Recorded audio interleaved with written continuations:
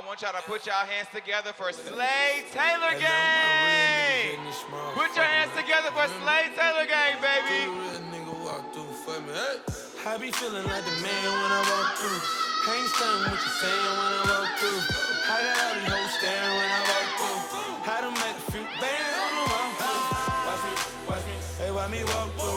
Watch me, hey, watch me walk through. Hey, watch me walk through. I done make a few bands on the walk through. I done make a few bands on the walk through. People don't know now, I don't talk to. Me and Parliament the big hill boss too. Sitting at the round table making balls move. I don't walk through with Gucci on my feet. Come on, Green! Come on, Green! It's front row! Hey, y'all look good up in here. Welcome to the second annual Fashion Girl Summit, powered by none other than Mayel and the one and only MEFeater magazine. Child, I wasn't running, but I don't know. Give me a... And we're back. How are y'all? I'm so happy to be here, but I just want to take a second to thank our amazing sponsors for the day. These people have invested in a black woman and her dream, so I just want to say thank you to Mayel, to Vaseline, and to the amazing people over at Gem and Brushes for sponsoring this amazing event, because that's why I'm here, that's why you're here, that's why we are here. Y'all, yes! Hi, y'all, hi. So we are committed this New York Fashion Week season to celebrating the title, Creativity is Your Superpower. And as somebody who just moved to New York City, who made something out of absolutely, literally nothing, homeless and all, I think that's gonna ring true today, and it's gonna power the innovation for when we leave. I'm a creator myself, y'all are creators, these are creators in every facet of the word. So we are here, and we're gonna take today by storm, okay? I'm so happy to be here with y'all. Thank y'all for coming to the second annual 2024 MEFeater's Fashion Girl Summit.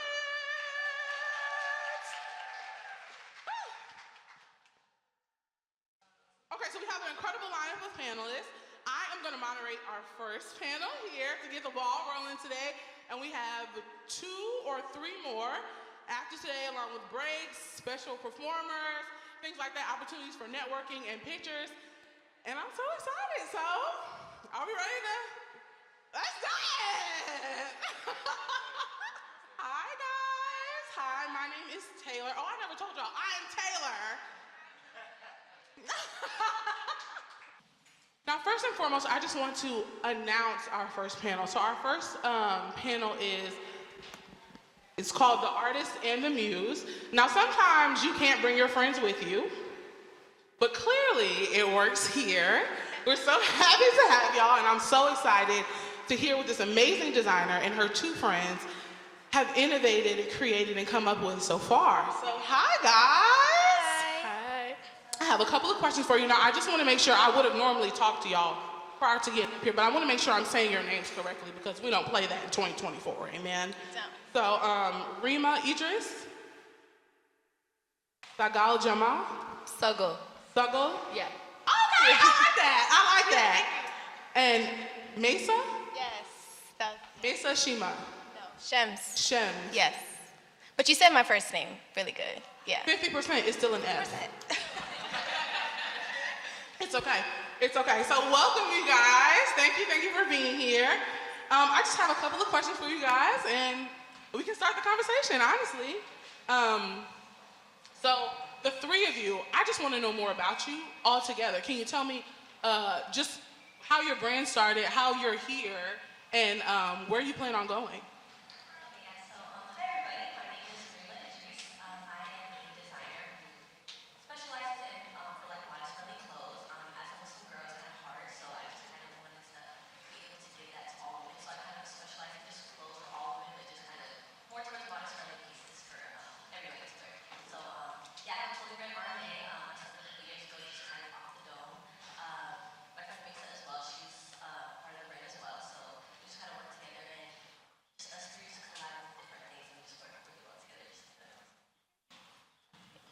Sagal, how do you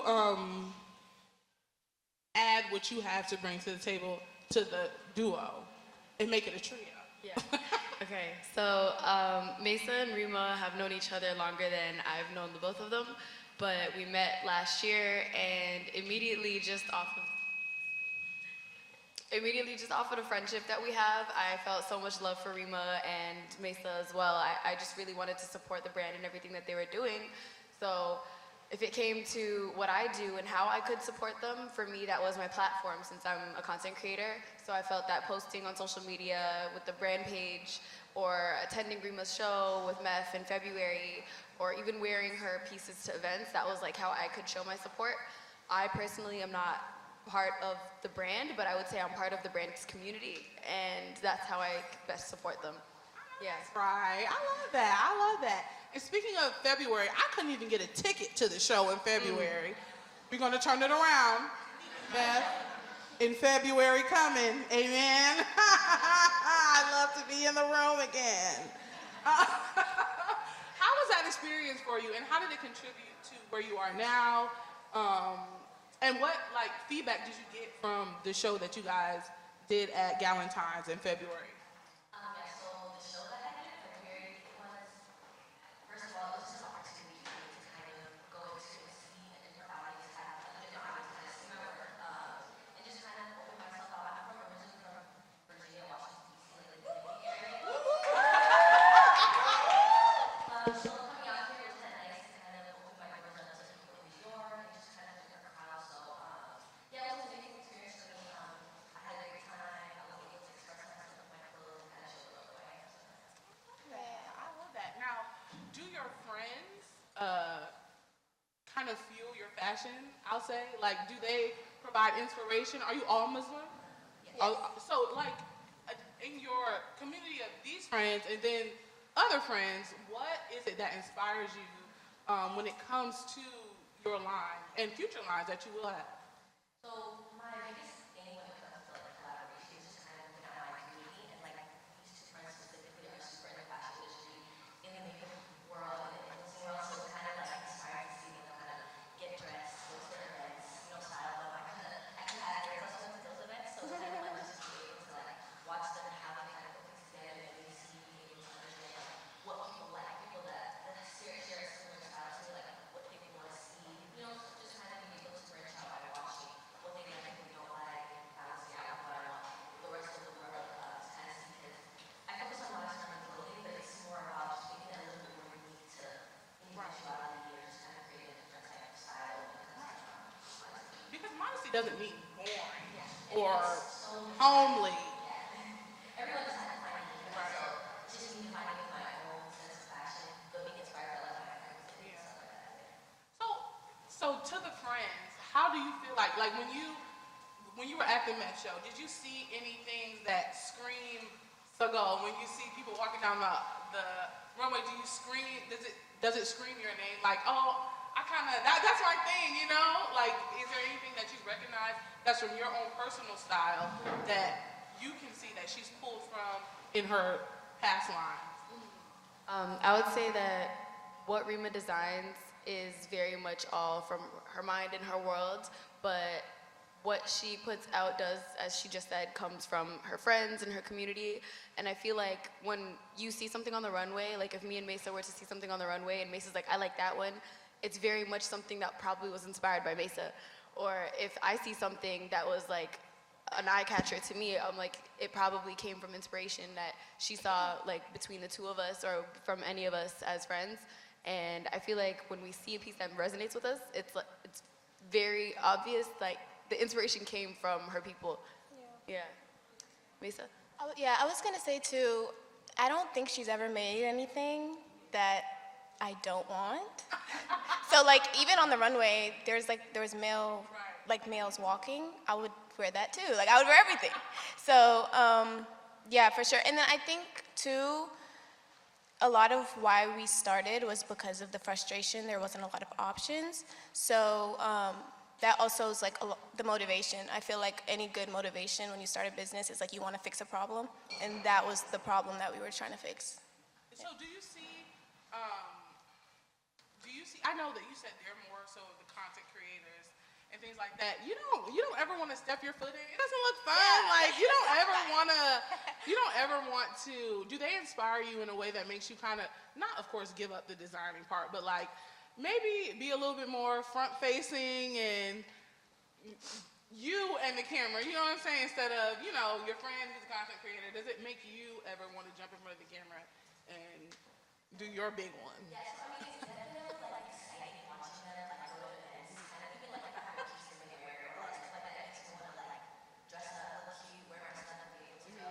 But I do love that, and I love being like the one just behind the scenes. I love just kind of being our own. But I don't know about you guys, but like, do you guys have this friend who like, if she posts, she would tear Instagram up, but she just don't post.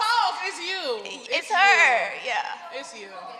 That fine friend for free, the one who's in hiding, just fine for no reason, who would eat it up, but just refuses to sit down at the table. How do you feel about yourself? I feel good though. I feel like just like this journey that I feel like this is like you know what I'm saying? The more pictures, the more I want to be in front of the camera. We'll get there. Now, do you think, for all of you, fashion is a competitive industry, as is anything else. I'm a makeup artist, things like that, and it's just a comparison and comparison-based, competitive, super competitive business. How do you shy away from because comparison is the thief of joy. Like if you sit and tally up yourself to everyone around you, especially in fashion, you'll be miserable and you won't enjoy it at all. How do you stay focused on creating what you want to create and letting that be your superpower instead of weighing the scales against other designers you see, even in the conservative realm, outside of conventional fashion? I try to look at the problems that we had. So for me personally, growing up, the reason why I wanted to be into fashion is because I saw so many things that I wanted to have, or things that I had to change, or like, I have to look at a piece like, oh, I have to wear something under it, but it's hot outside. So it's just like, just trying to solve the problems, and I feel like you can't go wrong when you're trying to solve a problem. You're not really competing with anybody. I'm just trying to solve the problem. Yeah, and I'm just doing it as I define myself. And I feel like that's the same way with fashion. Like, even the way like they get gifted things, for example. And it's not always the most class-friendly piece. But the way they style it and put it together is just unique, and it's just solving your own issues. So I feel like it's a very like personalized thing for me. I don't know if there's I would say for just not feeling like there's competition sometimes would mean you have to get into your own head and make sure that you really look at the inside and the root issue that you might be feeling. So if you feel like there's competitors in your industry, that's everywhere you go, everything you do, there will always be competitors. But to perceive those people as competition and as a threat is one thing, but to also change that and start to perceive those competitions and threats as inspiration. So like you're obviously feeling a type of way because you want something maybe that they have. Maybe they're more successful, maybe they're getting opportunities that you wanted. So instead of perceiving it as a threat or as something that you might want to be jealous of, maybe shift that mindset and be like, okay, if I want what they have, how are they doing that?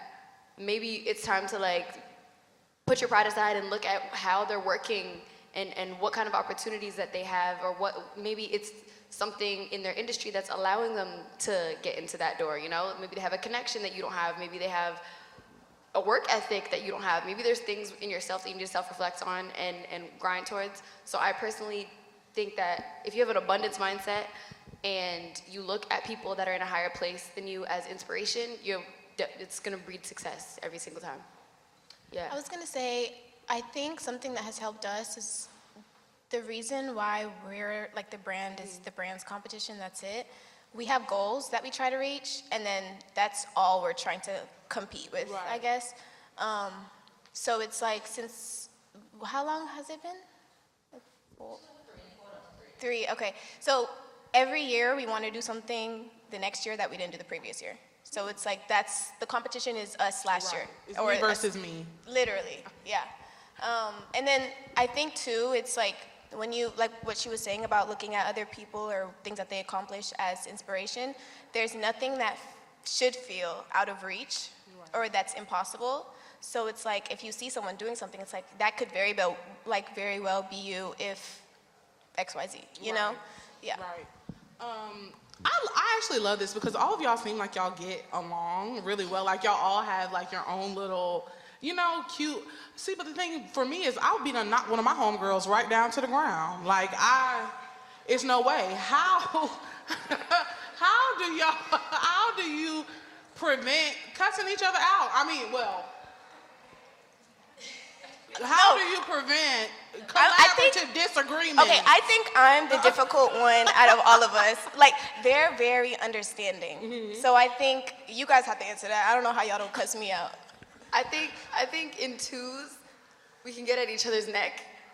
But when there's a third person, there's always like a mediator. So it's like, if me and Maysa are going at it, then Reema's gonna come in like, actually, and then if she picks a side, it's like, oh, so I'm tweaking, you know? So then it's like, no.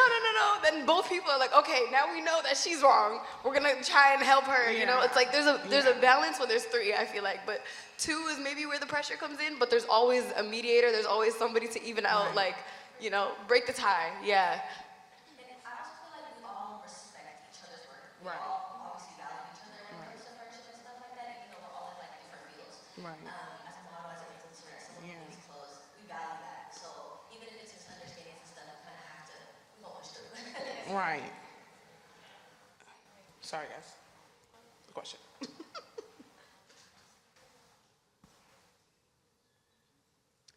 Now, also, how has the friendship kind of saved you from the pitfalls of other other influencer collabs? You know what I'm saying? If this was not your friend, there are, you know, influencers who take deposits and don't give you your receivables. You know, there are influencers who astronomical rates and things like that. How has the friendship really like mitigated a lot of those pitfalls for you? Because I feel like, you know, you have a team you can draw from for those talents. Do you see yourself getting other influencers or things like that? Or how has your friendship here really saved you from that?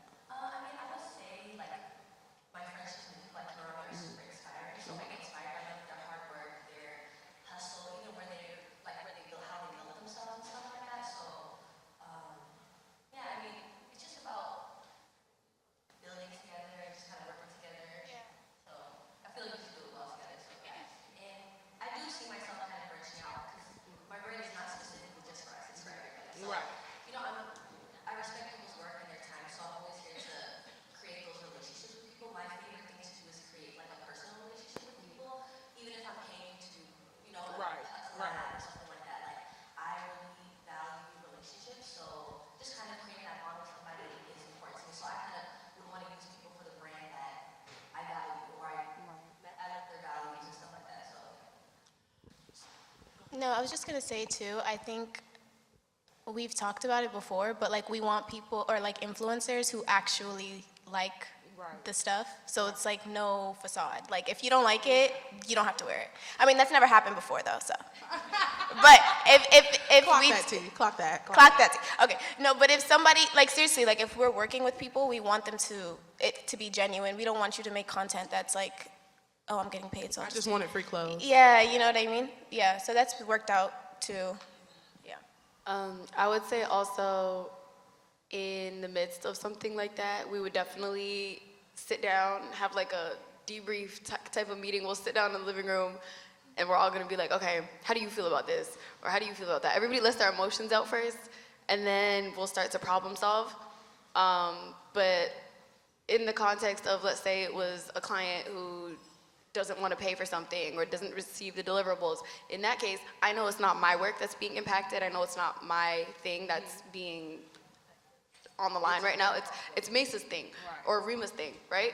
So I would then offer support in the way that I can because I know that this isn't an issue that directly affects me, so then I'm there to support Reema and Maysa. And since I know that it's not mine, I would then offer whatever advice I can. And I'm not really sure how to explain what we do. Yeah. Yeah. Well, what would you say would keep you grounded? What brings you guys back to zero? Like when you are having those disagreements with potential influencers or other sponsors or funding, and you're at it within each other, what is like the universal, all right now, like what is the, I think it makes it maybe all about each individual situation. So like for Sagal, maybe for her collab or something, maybe we just kind of sit there and discuss her situation specifically, or Maysa with the age and modeling. It's kind of like evaluating it as we go on based off of the situation. Since we do things that are like in our own kind of lanes, but because they're in our own lane, it's fun to work together because it's like a collaboration of ideas, information, and just learning from each other. Oh, I can think of one actually. So one thing we do, because we have done it before, we weigh the pros and cons of the collaboration. So we'll be like, okay, is it worth it to do this thing with this person? Is what we're going through right now worth what is happening to us? Do we want to work again with this person in the future? Is this worth the relationship with this person? You know, so it's like you evaluate the situation and then you analyze if how difficult it is right now is worth pursuing, fixing, or going to war about. Like, you know, if we have to fight about it, then we know we've burnt a bridge. So is it worth burning the bridge, or should we go about it carefully? You know? Right. I don't mind burning bridges, and also to you all, burn them down. You can swim, you'll be fine. But to you, Reema, I just want to ask, what advice do you have for a future designer? These are your real life homegirls, you know what I'm saying? But like to someone looking for that like collaborative partnership, friendship, because to work on something that you care about, they have to care about you. You know what I'm saying? So how do you, what would you advise someone who doesn't have that support system, needs that, because this is very important to get to that next level? I feel like first come is just being genuine, being yourself. I feel like for me personally, I got a long way just being myself unconditionally. I feel like I give out what I want to receive. So I feel like my advice is just really be yourself and work hard. Always stay on your grounds, never fold. And just build your passion, never doubt yourself. You know, so even for me, when it came to clothes, like my friends saw me for I did. They were the ones who pushed me to pursue my passion because I was a little shy, you know? So it's kind of just like making sure people believe in you. If they don't, just find people who will, because there's so many great people that you can meet and around. Even so, I met her last year, and we've created such a great bond off of that, even off of the clothing stuff, just off of real relationship. And then that builds into like, advice and how to work together, and like she teaches me things that I don't know, and vice versa. I really love that, and I'm so happy I got to sit and talk with you guys today. So I just want to say thank y'all for coming, and thank you all for listening. We have another panel coming up after a short break, and we'll be right back. Thank you. And scene.